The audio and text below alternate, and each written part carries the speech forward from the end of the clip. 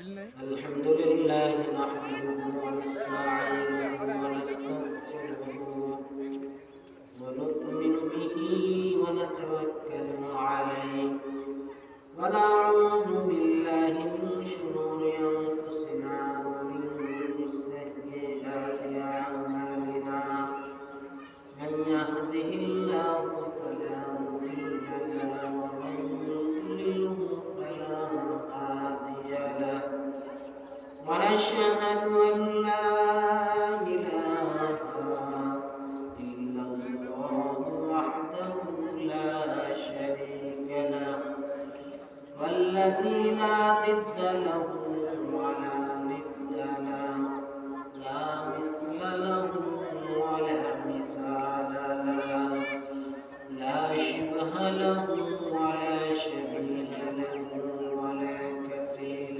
له ولا وزير له ولا جلد بلد ولد ويسند وله ثم نشهد أن لا إله إلا الله وحده السبحان ووحدة الرحمن ووحدة الإعلان ووحدة الوهاب ووحدة القهار ونشهد أن سيدنا وسندنا وحبيبنا وطبيبنا وقدوتنا ومولانا محمدا عبد الله ورسوله أما بعد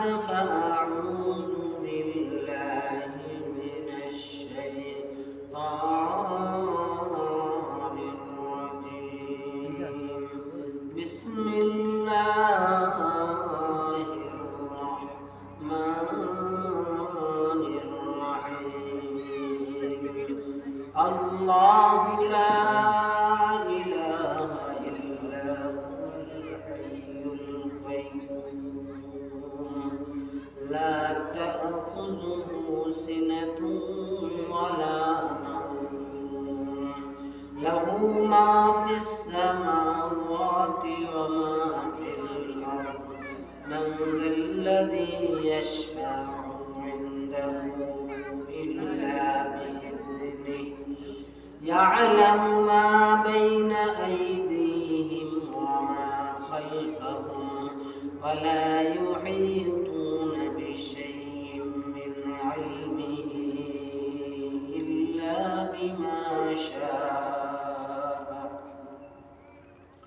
وسع كرسيه السماوات والأرض ولا يئوده حفظهما وهو العلي العظيم صدق الله العظيم إن الله وملائكته يصلون على النبي يا أيها الذين آمنوا صلوا عليه وسلموا تسليما اللهم صل على سيدنا مولانا محمد وعلى آل سيدنا مولانا محمد اللهم صل على سيدنا مولانا محمد وعلى آل سيدنا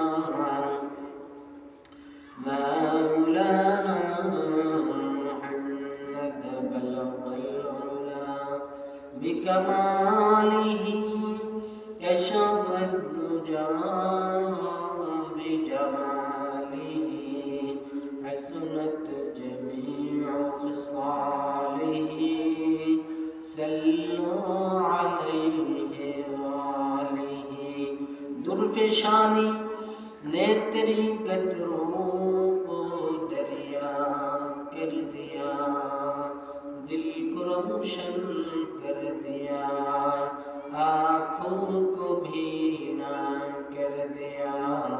बलगल उला बिकमालिही कशफत दुजा बिजमालिही हसनत जमीउ खसालिही सल्लु अलैहि वालिही। अल्लाहुम्मा आमीन। रब्बना ज़लमना अनफुसना व इन लम तग़फिर लना व तरहमना लनकुनन्ना मिनल खासिरीन। रब्ब इग़फिर ली व लिवालिदैया व लिल मुमिनीना यौमा याक़ूमुल हिसाब। দয়াময় আল্লাহ, আমরা এখানে গুনাহগার কতগুলি তোমার বান্দা একত্রিত হয়েছি। মরহুম আল্লাহ হযরত মাওলানা আইয়ুব আলী ইসলাম রাহমাতুল্লাহ আলাইহির রূহের মাগফিরাতে আল্লাহ এখানে যে দোয়া এবং ওয়াজ মাহফিলের আয়োজন করা হয়েছে, দুরূদ সালাম কোরআন তেলাওয়াত যা কিছু করেছি কবুল মঞ্জুর করে নিন। এর হাদিয়া বিশ্ব নবীর কদমে সোনার মদিনায় পৌঁছায় দিন। तमाम সাহাবায়ে کرام, তাবেঈন, তাবেঈন, আইম্মে মুসলিদিন, সিদ্দিকিন, সালিহিন, খুলাফায়ে রাশিদিন, প্রত্যেকের রূহাকে সওয়াব পৌঁছায় দিন। খাস করে আল্লাহ এখানে আমরা যারা হাত তুলেছি, রব্বুল আলামিন প্রত্যেকের আপনজন যে যেখানে কবরবাসী হয়ে গেছে প্রত্যেকের রূহাকে সওয়াব পৌঁছায় দেন। আল্লাহ যাকে উদ্দেশ্য করে আল্লাহ এখানে এই আয়োজন করা হয়েছে, হাজারো আলেমের উস্তাদ আল্লাহ হযরত মাওলানা আইয়ুব আলী সাহেব রাহমাতুল্লাহ আলাইহি, আল্লাহ তানার রূহাকে সওয়াব পৌঁছায় দেন। ওনার পরিবার পরিজন আপনজনের মধ্যে যে যেখানে অন্ধকার কবরে চলে গেছে আল্লাহ প্রত্যেকের রূহাকে সওয়াব পৌঁছায় দেন। ওনার আপনজনের মধ্যে যারা জীবিত আছে প্রত্যেককে সেহতের তন্দুরুস্তি দান করেন। আল্লাহ তাআলা এই মাহফিলকে কবুল করেন। আল্লাহ শুরু থেকে শেষ পর্যন্ত যত বক্তা শ্রোতা আসবেন প্রত্যেককে আল্লাহ খলুসিয়াতের সাথে দিন কায়েমের জন্য একমাত্র আল্লাহ তাআলা আপনার এবং আপনার হাবিবের সন্তুষ্টির জন্য কথা বলার তৌফিক দান করেন। রব্বি জিদনি ইলমা, রব্বি ইয়াসসির ওয়া লা তুয়াসসির ওয়া তাম্মিম আলাইনা বিল খায়র। رب زدنا علما نافعا وفهما كاملا. قالوا سبحانك لا علم لنا إلا ما علمتنا إنك أنت العليم الحكيم. আল্লাহ মাহফিলকে কবুল করেন, সঙ্গে সঙ্গে আমাদেরকে কবুল করেন। আমিন। মুহূর্তের দিনে সকলের জবানে জারি করে দিন লা ইলাহা ইল্লাল্লাহু মুহাম্মাদুর রাসূলুল্লাহ। সম্মানিত উপস্থিত মুসলিম کرام, সদরে জলসা হযরত মাওলানা আলহাজ আইয়ুব আলী সাহেব রহমাতুল্লাহ আলাইহি রূহের মাগফিরাতের জন্য আয়োজিত উক্ত মাহফিলের সভাপতি আল্লাহর দরবারে লাখো কোটি শুকর ও সুজুদ আদায় করছি যে মনিব দয়া করে মায়া করে আমাদেরকে এই দিনই মজলিস এসে কোরআন হাদিস থেকে কিছু কথা বলার এবং শোনার তৌফিক দিয়েছেন। এই জন্য সে মনিবের দরবারে কালেমা শুকর আদায় করি, সকলে বলি আলহামদুলিল্লাহ। ربنا لك الحمد حمدا كثيرا طيبا مباركا فيه يا ربي لك الحمد كما ينبغي لجلال وجهك وعظيم سلطانك. درود السلام পেশ করছি প্যারা নবী মুহাম্মদ রাসূলুল্লাহ সাল্লাল্লাহু আলাইহি ওয়াসাল্লাম প্রতি। প্রত্যেকে অন্তরে অন্তঃস্থল থেকে ভালোবাসার সাথে পুরুষ করে নেই সাল্লাল্লাহু আলাইহি ওয়াসাল্লাম। তৌফিক কামনা করছি মনিবের দরবারে আকাশ জমিনের মালিক এক আল্লাহ তাআলা, যিনি এই সমস্ত বিশ্বধরের প্রতিপালক, স্রষ্টা, খালিক, মালিক এবং এই পৃথিবী যার প্রয়াত্ত, সেই মনিব আল্লাহ সুবহানাহু ওয়া তাআলা দরবারে আরেকবার শুকর করছি আলহামদুলিল্লাহ এবং তৌফিক কামনা করছি মনিবের দরবারে তিনি যেন কোরআন এবং হাদিস থেকে ইখলাসের সাথে কিছু কথা বলার তৌফিক দান করে। রব্বি জিদনি ইলমা। সম্মানিত হাজিরিন, আল্লাহ পাক রব্বুল আলামিন যিনি মানব জাতির হেদায়েতের জন্য সর্বশ্রেষ্ঠ গ্রন্থ আল কোরআন আমাদের জন্য দিয়েছেন এবং রাসূল পাক সাল্লাল্লাহু আলাইহি সাল্লামকে মুজিজা হিসাবে হেদায়েতের জন্য এই ঐশী গ্রন্থ আল কোরআন দিয়েছে। আমরা সেই ঐশী গ্রন্থ আল কোরআনের সর্ববৃহৎ আয়াত থেকে আজকে কথা শুনবো ইনশাআল্লাহ। এবং কোরআন মাজিদের সর্ববৃহৎ সূরা, এই সূরাটির আয়াত সংখ্যা হচ্ছে 255। পর্যায়ক্রমে আল্লাহ যা তৌফিক দান করেন কথা বলার চেষ্টা করব, তৌফিক কামনা করছি আল্লাহ তাআলার দরবারে। রব্বি জিদনি ইলমা, রব্বি ইয়াসসির ওয়া লা তুয়াসসির ওয়া তাম্মিম আলাইনা বিল খায়র, রব্বি জিদনি ইলমান নাফিআন ওয়া ফাহমান কামিলা। সম্মানিত হাজিরিন, এই আয়াতটি আমাদের কাছে অত্যন্ত পরিচিত একটি আয়াত। রাসূল পাক সাল্লাল্লাহু আলাইহি ওয়াসাল্লাম বলেন, কোরআন মাজিদে এমন একটা আয়াত রয়েছে, কেউ যদি ফরজ নামাজের পরে এই আয়াতটি পাঠ করে জান্নাতে যাওয়ার জন্য তার কোনো বাধা বাকি থাকে না, একটি বাধা ব্যতীত। সেটি কি? ইন্তেকাল করে না, তাই সে জান্নাতে প্রবেশ করে না। অর্থাৎ ইন্তেকাল হতে সঙ্গে সঙ্গে ওই লোকটা জান্নাতে। সুবহানাল্লাহ। সেই খুতবার মাঝখানে আমি আয়াতুল কুরসি আপনাদের সম্মুখে পড়েছি। এটা অত্যন্ত গুরুত্বপূর্ণ, কেননা আল্লাহ তাআলার সার্বভৌমত্ব এবং আল্লাহ তাআলার ক্ষমতায়ন এবং আল্লাহ তাআলার করায়ত্ত এই পৃথিবী, এ নিয়ে আল্লাহ পাক কথা বলেছেন। আল্লাহ পাক সর্বমোট এই আয়াতুল কুরসিতে মোট 10টি বিষয় আল্লাহ পাক কথা বলেছেন। সরাসরি আমি কোরআনের আলোচনা করে যাচ্ছি। আউযু বিল্লাহি মিনাশ শাইতানির রাজিম। বিসমিল্লাহির রাহমানির রাহিম। আল্লাহু লা ইলাহা ইল্লাহু।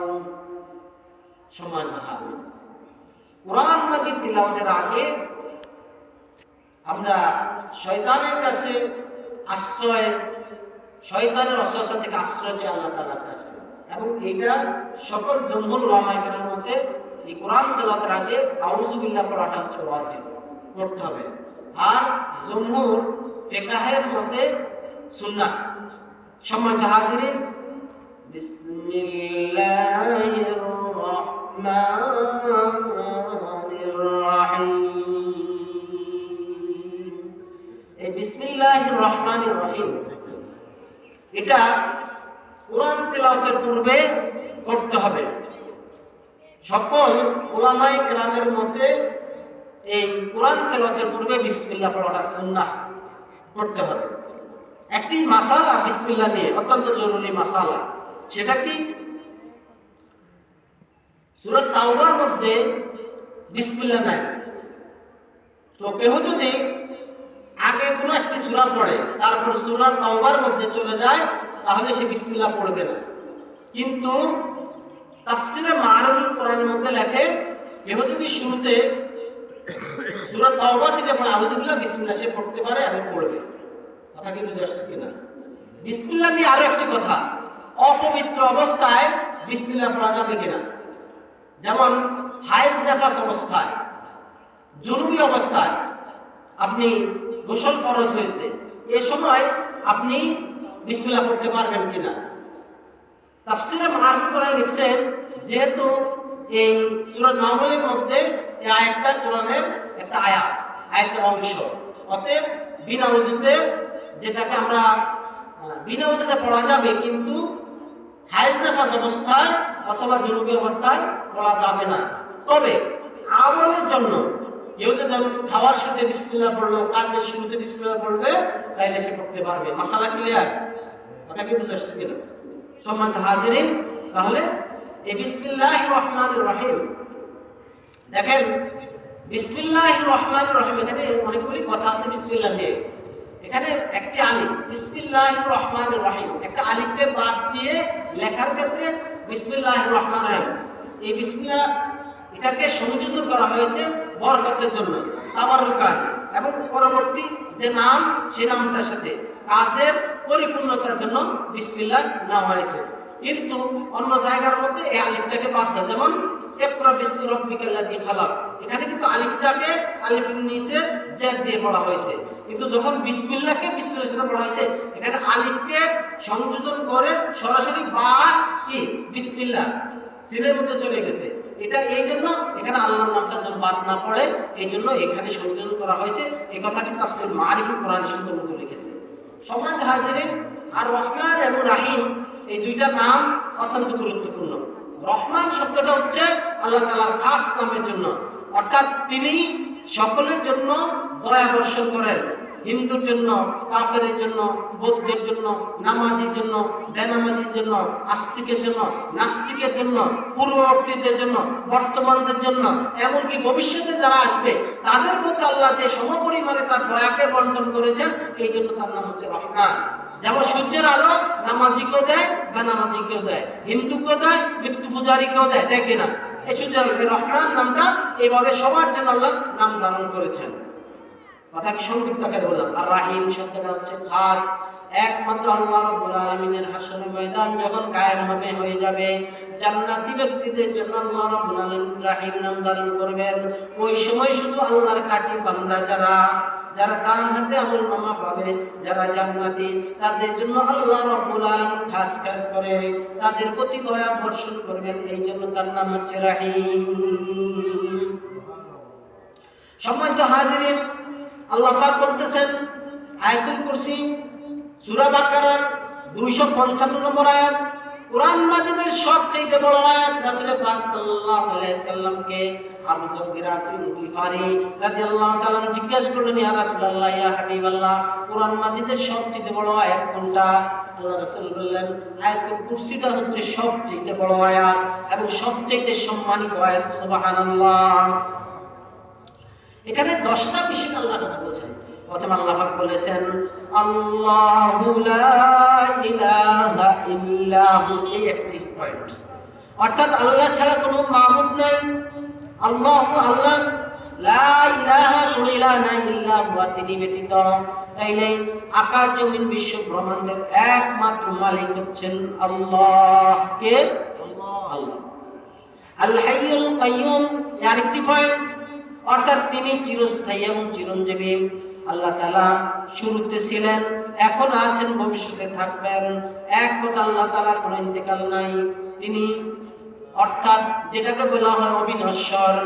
কুল্লু মান আলাইহা ফানি ওয়া ইয়াবকা ওয়াজহু রাব্বিকা যুল জালালি ওয়াল ইকরাম। আল্লাহ রাব্বুল আলামিন চিরস্থায়ী, অবিনশ্বর, তিনি আছেন, তিনি থাকবেন। সব কিছু ধ্বংস হয়ে যাবে। কুল্লু মান আলাইহা ফান, সব কিছু ধ্বংস হয়ে যাবে, শেষ হয়ে যাবে। একমাত্র আল্লাহ তাআলা চিরস্থায়ী। আল্লাহ রাব্বুল আলামিন চিরঞ্জীবী। তিনি শুধু চিরঞ্জীব নয়, কাইয়ুম শব্দের অর্থ মহাব্যবস্থাপক, অর্থাৎ যিনি আমাদের কাইয়ুম, তিনি অবস্থিত আছেন। সব কিছুকে তিনি অবস্থিত রাখার জন্য যা যা করা দরকার তিনি করে থাকেন, তার নাম হচ্ছেন কাইয়ুম। যেমন সূর্য আকাশের দিকে থাকার জন্য যা যা করণীয় তিনি করেছেন, তিনি হচ্ছেন কাইয়ুম। নদীর গতিপথকে ঠিক রাখার জন্য যা যা দরকার যেভাবে পরিচালনা করেন, তিনি হচ্ছেন কাইয়ুম। নদীর মধ্যে বড় বড় তিমি মাছ রয়েছে, যারা টনকে টন খাবার খায়, যাদেরকে লালন পালন করা কোনো মানুষের পক্ষে সম্ভব নয়, যিনি আহার দিয়ে থাকেন, তাদের কাছে আহার পৌঁছানোর জন্য যা যা সৃষ্টি করা দরকার যিনি করেছেন, তার নাম হচ্ছেন কাইয়ুম। জঙ্গলার মধ্যে সিংহ রয়েছে, দামি দামি গোশত খায়, কোনো প্রেসিডেন্টের পক্ষে প্রতিদিন তাজা গোশত সরবরাহ করা সম্ভব ছিল না। যিনি জঙ্গলার মধ্যে টাটকা গোশত খাওয়ায় বাঁচিয়ে রাখেন, তার নাম হচ্ছেন কাইয়ুম। আবার যে ঝিনুক চলার জন্য পা নাই, হাত নাই, পাখা নাই, তাদেরকে বাঁচিয়ে রাখার জন্য যা যা দরকার, তার নাম হচ্ছে কাইয়ুম। যিনি মায়ের পেটে সন্তানের কান্না ছাড়া কোনো ভাষা নাই, মায়ের পেটে কথা বলতে পারে না, হাট বাজার করতে পারে না, যেখানে আমাদের জন্য এই সন্তানদেরকে লালন পালন করার জন্য যিনি ব্যবস্থা করেছেন, তার নাম হচ্ছেন কাইয়ুম।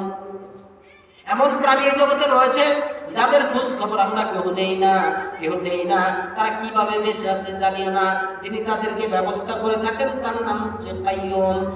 এই শীত অঞ্চলের মধ্যে এমন প্রাণী আছে বেঁচে থাকার জন্য ল্যাব তোষকের ব্যবস্থা নাই, তাদেরকে টিকে থাকার জন্য শরীরে যতটা আর্দ্রতা দরকার, ফসলের দরকার, যিনি ব্যবস্থা করে থাকেন, তার নাম হচ্ছেন কাইয়ুম। চিৎকার করে বলি সুবহানাল্লাহ। শুধু তিনি ব্যবস্থা করেন, মহা ব্যবস্থাপক। কোথায় কার কখন খাবারের দরকার, কার কি প্রয়োজন, কোথায় কি দরকার, যিনি পৃথিবীকে নিয়ন্ত্রণ করে থাকেন তার নাম হচ্ছে কাইয়ুম। এরপরে পয়েন্ট আল্লাহ পাক বলতেছেন লা তা'খুযুহু সিনাতুন ওয়ালা নাওম, তাকে তন্দ্রা এবং ঘুম আচ্ছন্ন করে না। লা তা'খুযুহু সিনাতুন অর্থাৎ তন্দ্রা আসার আগে ঝিমুনি যেটাকে বলি, ঘুম আসে না, গভীর ঘুম। অনেক সময় বিভিন্ন মাহফিলে বসছেন, জুমার দিন জুমা পড়তে গেছেন অথবা কোথাও বসে একটু ঝিমুনি আসে, এটা হচ্ছে সিনাতুন। সিনের নিচে জেড দিয়ে যখন বলা হয় সিনাতুন, তন্দ্রা, এই সামান্য ঝিমুনি আসে। ওয়ালা নাওম, আর গভীর ঘুম। রাতে ঘুমিয়ে থাকলে পাশে কি হয় আপনি জানেন না, আমি জানি না। আল্লাহ রাব্বুল আলামিনকে তন্দ্রা এবং নিদ্রা কোনটা আচ্ছন্ন করে না, এটা আল্লাহ তাআলার একটা গুণ। মুসা আলাইহিস সালাম আল্লাহকে প্রশ্ন করলেন, আল্লাহ তোমার কি নিদ্রা পায় না, ঘুম পায় না? তখন আল্লাহ কোন ফাড়ে ডাক দিলেন, বললেন মুসা তুমি একটা বোতল নিয়ে আসো। কিছুক্ষণ দাঁড়িয়ে থাকার পর আল্লাহ সাড়া দিচ্ছে না, হঠাৎ হাত থেকে বোতলটা পড়ে ভেঙে গেল। আর আল্লাহ ডাক দিয়ে বলতেছে, মুসা একটা বোতল পাহারা দিতে পারো না, আর তুমি আমি আল্লাহকে জিজ্ঞেস করো আমার ঘুম আছে কিনা, নিদ্রা আছে কিনা। আমি আল্লাহ যদি ঘুমাই, আমি আল্লাহ যদি তন্দ্রা আসে, তাহলে এই কুল কায়নাতকে পাহারা দিবে কে, পরিচালনা করবে? মুসা আলাইহিস সালাম জবাব পেয়ে গেলেন, আল্লাহ তাআলা তন্দ্রা নাই, নিদ্রা নাই। চিৎকার মেরে বলেন সুবহানাল্লাহ। লাহু মা ফিস সামাওয়াতি ওয়া মা ফিল আরদ, আসমান এবং জমিনের মধ্যে যা কিছু আছে সব আল্লাহ তাআলার। কার? এখন জমিনের মাঝখানে আমাদের একটু সম্পদ বেশি হইলে আমি বলি আমার, আপনি বলেন আপনার, ঠিক কিনা? আমরা মানুষকে মানুষই তো মনে করি না। দুনিয়ার মাঝখানে একটু ক্ষমতা পাইলে মানুষকে মানুষ মনে করি না। ভালো একটা চাকরি পাইলে নিচের কর্মকর্তাকে মানুষ মনে করি না, ঠিক কিনা? আমরা তো অনেক সময় মনে করি রাষ্ট্রের প্রধান যিনি তিনি স্বৈরাচার। আসলে আপনি খোঁজ খবর নিয়ে দেখবেন যার যেখানে ক্ষমতা আছে অধিকাংশ লোকে সেইখানে ক্ষমতা খাটায়, ঠিক কিনা? হেডমাস্টার সহকারী শিক্ষকদের উপরে স্বৈরাচারী করে অধিকাংশ জায়গায়, বিশ্বাস হয়?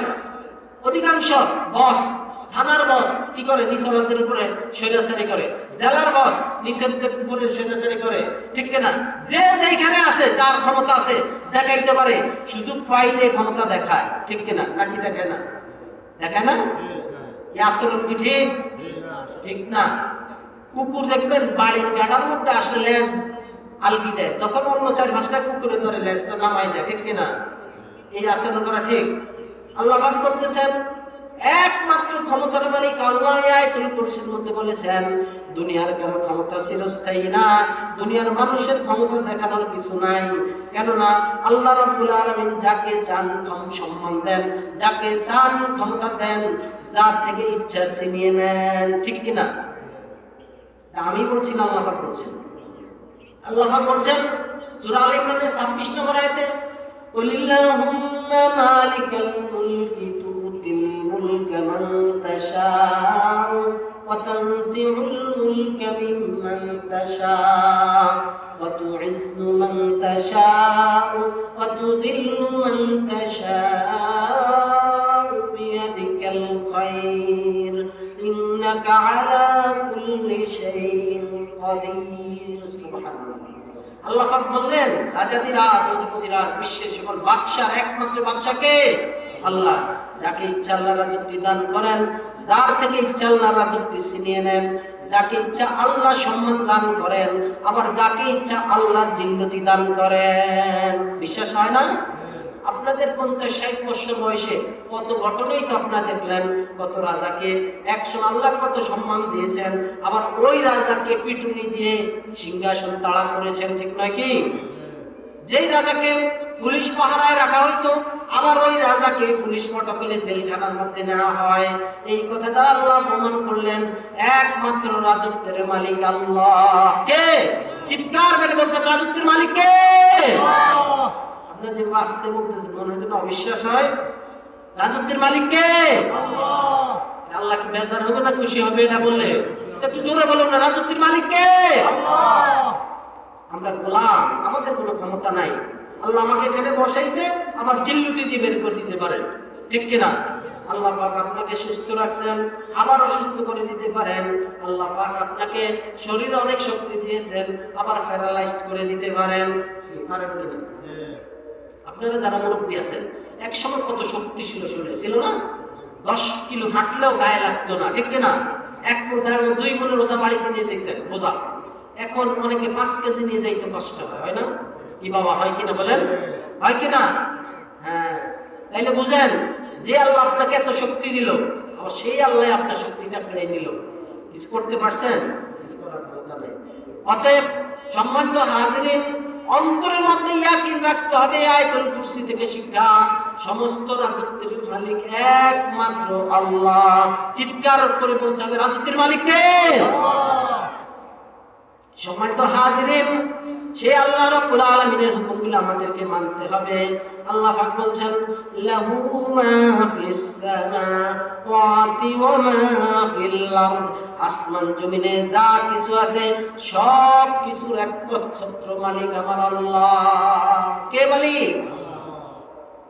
এরপরে পয়েন্ট আল্লাহ পাক বলছেন, মান যাল্লাযী ইয়াশফাউ ইনদাহু ইল্লা বিইযনি, এমন কে আছে, কার সাধ্য আছে তার অনুমতি ব্যতিরেকে সুপারিশ করবে? কেউ আছে আল্লাহর কাছে সুপারিশ করার?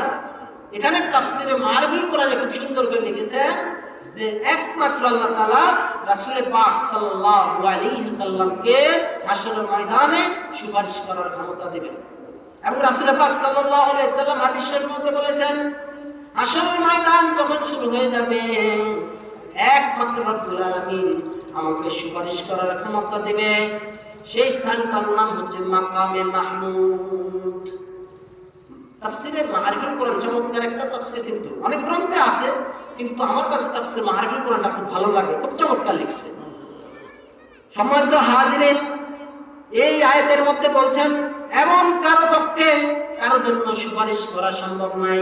আজকে তো আমরা সুপারিশের আশায় বাবা মাকে ভাগ না দিয়ে বাবার দরবারে দৌড়াই কিনা, বাবারে মশাই কামড়ায় মশারি দেই না, কিন্তু বাবারে মশারি কিনে দেই। এমনকি বাবায় মরার পরে বাবার মাজারের উপরও মশারি জ্বালায় দেই, ঠিক কিনা? দেখেন না আপনারা, মাজারের উপরও কিন্তু মশারি জ্বলে কিনা, মোমবাতি জ্বলে, বড় অথচ মায়ের অন্ধকারে আছে, ঠিক কিনা? অতএব একমাত্র সুপারিশ করার ক্ষমতা কার আছে? নবী মুহাম্মদ রাসূলুল্লাহ সাল্লাল্লাহু আলাইহি ওয়াসাল্লামের। আর কারো পক্ষে সুপারিশ করা সম্ভব নেই। আয়াতের তাফসীরে সুন্দর করে লেখা হয়েছে, মান যাল্লাযী, এমন কে আছে, ইয়াশফাউ ইনদাহু ইল্লা বিইজনি, তার অনুমতি ব্যতিরেকে, একমাত্র আল্লাহর অনুমতি ব্যতিরেকে যে আল্লাহর কাছে সুপারিশ করবে, এর কারো ক্ষমতা নাই। ক্ষমতা শুধু কার থাকবে? নবী মুহাম্মদুর রাসূলুল্লাহ সাল্লাল্লাহু আলাইহি ওয়াসাল্লাম। এরপরের পয়েন্ট আল্লাহ পাক বলছেন, ইয়ালামু মা বাইনা আইদিহিম ওয়া মা খালফাহুম, ইয়ালামু, তিনি জানেন, মা বাইনা আইদিহিম ওয়া মা খালফাহুম, অর্থাৎ তোমাদের সামনে যা আছে পিছনে যা আছে সব কিছুর খবর আল্লাহ জানেন। তাফসীর মারিফুল কোরআন আরো কিছু লিখেছে, সেটা কি? তোমার পূর্বে বলতে তোমার পূর্বপুরুষদের কি খবর, সেটার খবর আল্লাহ জানেন। তোমার পরবর্তী কে হবে সেই খবর আল্লাহ জানেন। যেমন আমার আগামীকাল কি হবে আমি জানি, আপনার আগামীকাল কি হবে, এই মাওলানা সাহেবের আগামীকাল কি হবে জানে? এই ভাই জানে? জানে না। কিন্তু আল্লাহ আগামীকালকে কি হবে সেটাও জানেন। এমনকি 10 বছর পরে কি হবে সেটাও জানেন, 100 বছর পরে কি হবে সেটাও জানেন, 500 বছর পরে কি হবে সেটাও জানেন, আমার পিছনে কি হবে। এক কথায় আমার সামনে পিছনে যা কিছু আছে এই কুল কায়নের মধ্যে সব কিছুর খবর কে জানেন? আল্লাহ। এই কথা আল্লাহ পাক বলছেন যে আল্লাহ সামনে এবং পিছনের সব কিছু জানেন। এরপরে পয়েন্ট আল্লাহ পাক বলছেন, ওয়ালা ইউহিতুনা বিশাইইন মিন ইলমিহি ইল্লা বিমা শাআ, তার জ্ঞান থেকে কেউ কিছু আয়ত্ত করতে পারে না। অর্থাৎ আল্লাহর এত জ্ঞান, সেই জ্ঞান থেকে কেউ কোনো কিছু আয়ত্ত করতে পারে না। হ্যাঁ, ইল্লা বিমা শাআ, তবে আয়ত্ত করতে পারেন তিনি যা চান। অর্থাৎ তিনি এলেন যাকে যতটুকু দান করেন ততটুকু জানতে পারে, জ্ঞান অর্জন করতে পারে। এর বাইরে কারো পক্ষে জানা সম্ভব না। এক মায়ের 2 ছেলে, একজন দেখা যায় এমবিবিএস ডাক্তার, আরেকজন দেখা যায় বখাটে, আছে কিনা? এক মায়ের 2 সন্তান, একজন বড় আলেম আরেকজন মূর্খ। এক মায়ের 2 সন্তান, একজন দেখা যায় বিসিএস ক্যাডার হয়েছে, আরেকজন ঠিকমতো সংসার চালাইতে পারে না। এক মায়ের কি দুই সন্তান, একজন কোটিপতি, আরেকজন হচ্ছে দেখা যায় কেউ দিলে খায়, না দিলে চাই থাকে, এমন অবস্থা। এটা কে করলেন? আল্লাহ। আমরা তো মনে করি নিজের চোখে আমরা করছি, না ভাই, এই সমস্ত কিছুর একমাত্র মালিক কে? আল্লাহ। আল্লাহ পাক কথাই বলেছেন, আল্লাহর জ্ঞান থেকে কেউ কিছু আয়ত্ত করতে পারে না, একমাত্র তিনি যা চান তাই পারেন। এরপরে আল্লাহ পাক বলছেন, ওয়াসিআ কুরসিয়ুস সামাওয়াতি ওয়াল আরদ।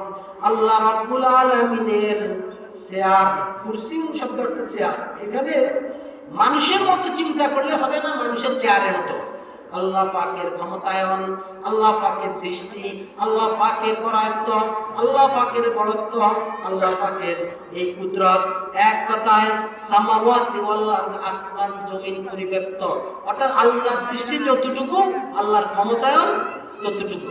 দেখা যায় আমাদের সৃষ্টি যতটুকু, অতটুকু আমরা করায়ত্ত করতে পারি না। আপনি জায়গা কিনছেন, আপনার জায়গা আপনি বাড়ি করতে পারেন না, মুসলমানরা এসে দখল করে নিয়ে গেছে, আছে কিনা? আপনি দেখা যায় বড় একটা পদে প্রতিষ্ঠিত হয়েছেন, থানার নির্বাহী অফিসার হয়েছেন, কিন্তু থানার সবাই আপনার কথা মানে না। আপনি ডিসি হয়েছেন, জেলার সবাই আপনার কথা মানে না। আপনি প্রেসিডেন্ট হয়েছেন, দেশের সবাই আপনার কথা মানে না। কিন্তু আল্লাহ রাব্বুল আলামিনের ক্ষমতায়ন, অর্থাৎ তার সৃষ্টি যতটুকু, ক্ষমতায়ন ততটুকু। চিৎকার মেরে বলুন সুবহানাল্লাহ।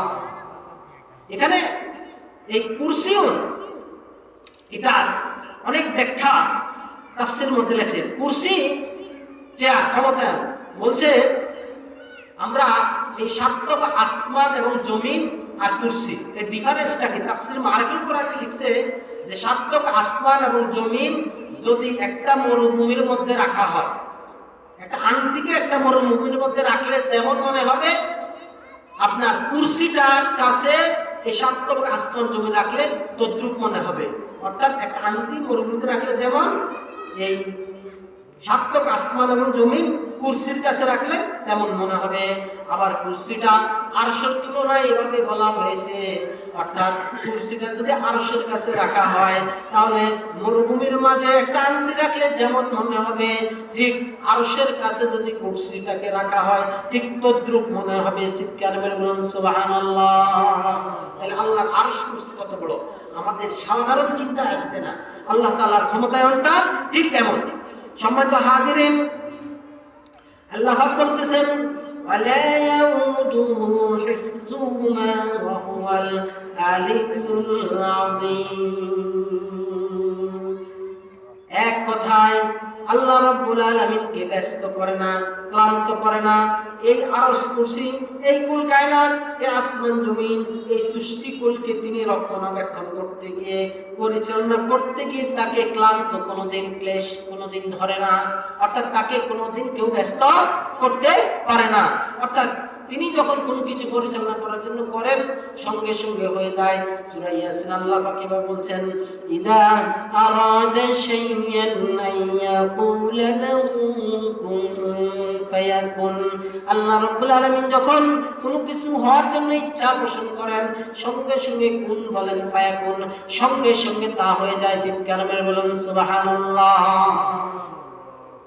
ওয়া হুয়াল আলিয়্যুল আযীম, তার মর্তবা সুউচ্চ, আযীম, তার মর্তবা মর্যাদা সুউচ্চ, আলিয়্যুল আযীম, তিনি মহান সুউচ্চ, অর্থাৎ যার সমকক্ষ কেহ নাই। তাইলে সে আল্লাহকে আল্লাহ বলে মেনে নিয়ে আল্লাহর কাছে মাথা নত করতে রাজি আছেন কিনা? তাহলে আল্লাহকে আল্লাহ বড় মনে করলে না, আল্লাহকে সিজদাও সেইভাবে করতে হবে। আল্লাহর কাছে আপনাকে সারেন্ডার করতে হবে, সারেন্ডার করে আপনাকে বলতে হবে লা ইলাহা ইল্লাল্লাহু মুহাম্মাদুর রাসূলুল্লাহ। আমি আল্লাহর বড়ত্বকে জানি এবং মানি, আর আমি এই জন্য বলি আল্লাহ ছাড়া কোনো মাবুদ নাই। তিনি এক, তিনি অদ্বিতীয়, তিনি অমুখাপেক্ষী, সর্বময় ক্ষমতার একচ্ছত্র মালিক। যেভাবে কুল হুয়াল্লাহু আহাদ, আল্লাহুস সামাদ, লাম ইয়ালিদ ওয়া লাম ইউলাদ ওয়া লাম ইয়াকুল লাহু কুফুয়ান আহাদ। সূরা ইখলাস, কত চমৎকার, ঠিক কিনা? কি বলছেন? কুল হুয়াল্লাহু আহাদ, হাবিব আপনি বলে দেন যে আল্লাহ এক, আল্লাহুস সামাদ, আল্লাহ অমুখাপেক্ষী, লাম ইয়ালিদ ওয়া লাম ইউলাদ, তার ছেলে সন্তান নাই, পিতামাতা নাই, ওয়া লাম ইয়াকুল লাহু কুফুয়ান আহাদ, তার সমকক্ষ কেউ নাই। আমরা বিশ্বাস করি কিনা? বিশ্বাস করতে হবে, এবং বিশ্বাস করে আল্লাহর হুকুমগুলি মেনে নিতে হবে। আল্লাহর হুকুম কোথায় আছে? আল কোরআনে রয়েছে। কোথায়? আর আমরা সেই কোরআনকে কোন চোখ দিয়ে মানব? নবী মুহাম্মদুর রাসূলুল্লাহ সাল্লাল্লাহু আলাইহি সাল্লামের চোখ দিয়ে, আদর্শ দিয়ে কোরআনকে মানব, ঠিক কিনা? মুহাম্মদুর রাসূলুল্লাহ, মুহাম্মদ আল্লাহর রাসূল, এই কথার মানে হলো আমি মুহাম্মদের রিসালাতকে মানে নিলাম। আর মুহাম্মদের রিসালাত কি? অর্থাৎ আল্লাহ যে বিধিবিধান কোরআনে দিয়েছেন সেই কোরআনকে বাস্তবায়ন করার জন্যই নবী মুহাম্মদুর রাসূলুল্লাহ সাল্লাল্লাহু আলাইহি সাল্লাম এই জমিনে এসেছেন। তাওহীদকে প্রতিষ্ঠার জন্যই নবী এই জমিনে আসছেন। তাওহীদ কি? তাওহীদ হচ্ছে লা ইলাহা ইল্লাল্লাহ, এতটুকু হচ্ছে তাওহীদ। আর মুহাম্মদুর রাসূলুল্লাহ, এতটুকু হচ্ছে রিসালাত। রিসালাত হচ্ছে আপনি কোন আদর্শ অনুযায়ী ইবাদত করবেন, নামাজ পড়বেন কিভাবে পড়বেন, রাসূলুল্লাহর আদর্শে পড়বেন। সেজদা করবেন কোন আদর্শে করবেন, রাসূলুল্লাহর আদর্শে করবেন। কথা কি বুঝাচ্ছি কিনা? রাসূলুল্লাহর আদর্শের বাইরে আল্লাহর ইবাদত গ্রহণযোগ্য হবে না। যেমনি করে কাফেররা মূর্তি পূজা করত, তো তাদেরকে জিজ্ঞেস করা হলো তোমরা মূর্তি পূজা করো কেন? তো তারা উত্তর দিল যে এই মূর্তিগুলি, এই খোদাগুলি আমাদেরকে আল্লাহর নিকটবর্তী করে দিবে। লিউকারিমুল্লাহ, এরা কি করবে? আমাদের আল্লাহ নিকট। আল্লাহ বলছেন এটাও গ্রহণযোগ্য না। তাইলে আপনাকে ইবাদত করতে হবে কার তরিকায়? রাসূলুল্লাহ সাল্লাল্লাহু আলাইহি ওয়াসাল্লামের তরিকায়। সময় তো হাজিরিন, তাইলে আয়াতুল কুরসি থেকে আমরা কিছুটা বুঝতে পারলাম। তো এক কথা, এই কুল কায়নাতের মালিক আল্লাহ, এই কুল কায়নাত চলে আল্লাহর ইশারায়। এই কুল কায়নাতের একমাত্র ক্ষমতাধর ব্যক্তি বা আমরা যাকে স্রষ্টা মনে করি তিনি একমাত্র আল্লাহ। তার মর্যাদার সম্পর্ক কেউ নাই, তার ক্ষমতার সাথে কারো ক্ষমতা চলে না, তাকে মানুষের মতো করে চিন্তা করলে চলবে না। তিনি এক, তিনি অদ্বিতীয়, তিনি অমুখাপেক্ষী, তিনি রাজাধিরাজ, অধিপতিরাজ, বিশ্বের সকল বাদশার একমাত্র বাদশাহ। এই জন্য সিজদা করব তাকে। কাকে? আল্লাহকে। অন্য কাউকে সিজদা করা যাবে? বাবাকে সিজদা করা যাবে? পীর সাহেবকে সিজদা করা যাবে? আল্লাহ ছাড়া অন্য কারো কাছে মাথা নত করা যাবে না। আল্লাহ ছাড়া অন্য কারো কাছে সিজদা করা যাবে না। তাইলে সিজদার প্রাপ্তি একমাত্র কার রয়েছে? আল্লাহ। আমরা যেন সে আল্লাহকে সিজদা করতে পারি, আল্লাহকে ভালোবাসতে পারি, আল্লাহর আইন মেনে নিতে পারি। আল্লাহ আমাদেরকে সেই তৌফিক দান করুক। সকলে বলেন আমিন। সম্মানিত হাজিরিন, এরপরে আয়াতে সূরা বাকারার 256 নম্বর আয়াত আল্লাহ পাক কি বলেছেন? লা ইকরাহা ফিদ্দীন, দিন নিয়ে বাড়াবাড়ি করা যাবে না। যেমন ওমর ফারুক রাদিয়াল্লাহু তাআলা আনহু ওনার খেলাফতের আমলে একজন নাসারা বৃদ্ধ মহিলাকে ইসলামের প্রতি আহ্বান করলেন, তো কুল লা ইলাহা ইল্লাল্লাহ। তখন তিনি বললেন, ওমর রাদিয়াল্লাহু তাআলা বলতেছেন, ওমর আমার মৃত্যু অতি নিকটে, মৃত্যুর কাছাকাছি আমি উপনীত হয়েছি। এই মুহূর্তে কি আমি আমার বাপ দাদা ধর্ম থেকে ধর্মান্তরিত হব? তখন তিনি এই একটা পড়েছিলেন, লা ইকরাহা ফিদ্দীন। অর্থাৎ এখানে অনেক এটা নিয়ে একটা বার্গেনিং করে, ইসলামে বাড়াবাড়ি নাই না। এখানে আমাদেরকে বুঝতে হবে, অর্থাৎ হিন্দু বৌদ্ধ খ্রিস্টান আপনি দাওয়াত দিতে পারেন ভদ্রমত, যদি সে না আসে জবরদস্তি করে মুসলমান বানানোর সুযোগ তার কাছে আপনার নাই। কি আপনার কাজ হচ্ছে দ্বীনের দাওয়াত পৌঁছে দেওয়া। যেমন রাসূলের সামনে আল্লাহ পাক বলছেন লাস্তা আলাইহিম বিমুসাইতির। রাসূল আপনি তো তাদেরকে কি নীতি নির্ধারক না, নীতি নির্ধারক কে? আল্লাহ। কথা কি বুঝে আসছে? আপনার কাজ হচ্ছে দ্বীনের দাওয়াত দিয়ে যাওয়া, বাকিটুকু কার? হেদায়েত দেওয়ার মালিক কে? আল্লাহ। মাইয়ুদ্দিলিল্লাহু ফালা হাদিয়া লা, আল্লাহ যাকে চান তাকে হেদায়েত দেন, আর যাকে চান আল্লাহ হেদায়েত দেন না। এটা আল্লাহর ইচ্ছা। আপনি চাইলেও হেদায়েত দিতে পারবেন না। পারবেন? নূহ আলাইহিস সালাম তার ছেলের জন্য কত দোয়া করছে, কাজ হয়েছে? কাজ হয় না। হয়েছে? লূত আলাইহিস সালাম তার স্ত্রীর জন্য দোয়া করছে, কাজ হয়েছে? হয় নাই। এক কথা, আল্লাহ যার নসিবে হেদায়েত রাখেন না তিনি হেদায়েত পাবেন না। এখানে অর্থাৎ দিন নিয়ে জবরদস্তি নাই, কেউ আপনার ধর্মে আসতে চায় না, জোরাজোরি করে আনতে পারবে না, কিন্তু আপনার কর্তব্য আল্লাহর বড়ত্ব তার কাছে পৌঁছে দেওয়া যে কুল কায়নাতের মালিক কে? আল্লাহ। আল্লাহ ছাড়া অন্য কারো ইবাদত করিও না। এবার মানুক না মানুক তার ইচ্ছা। সম্মানিত হাজিরিন, এরপর আল্লাহ পাক বলতেছেন আত্তাবায়ানা রুশদু মিনাল গাই। আল্লাহ পাক বলতেছেন হকটাও স্পষ্ট, গুমরাহিটাও স্পষ্ট। আত্তাবায়ানা রুশদ অর্থাৎ হেদায়েতটা হচ্ছে স্পষ্ট। হেদায়েতের মধ্যে বুঝামিল চলে না। আমরা যেরকম মুসলমান অর্থাৎ হালাল হারাম মিক্স করে চলি কিনা?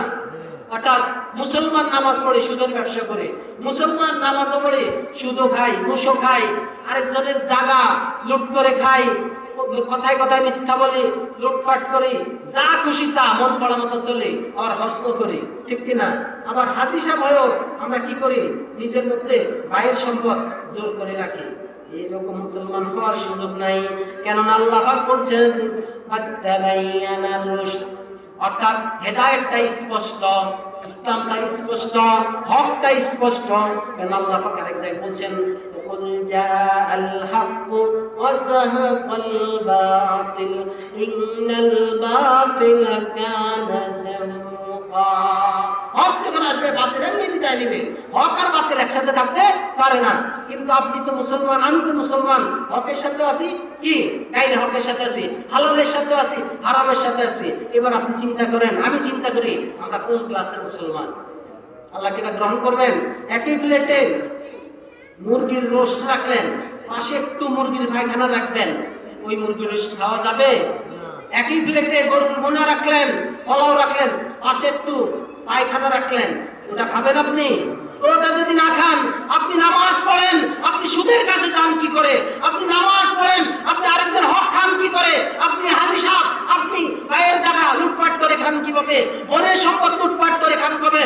আপনি কথা বলেন, মিথ্যা বলেন কিভাবে? সম্মানিত হাজিরিন, এক কথায় চাচ্চা মুসলমান হইতে হবে, খাঁটি মুসলমান। কোরআন যেইভাবে বলেছে আপনার জীবন সেইভাবে করতে হবে।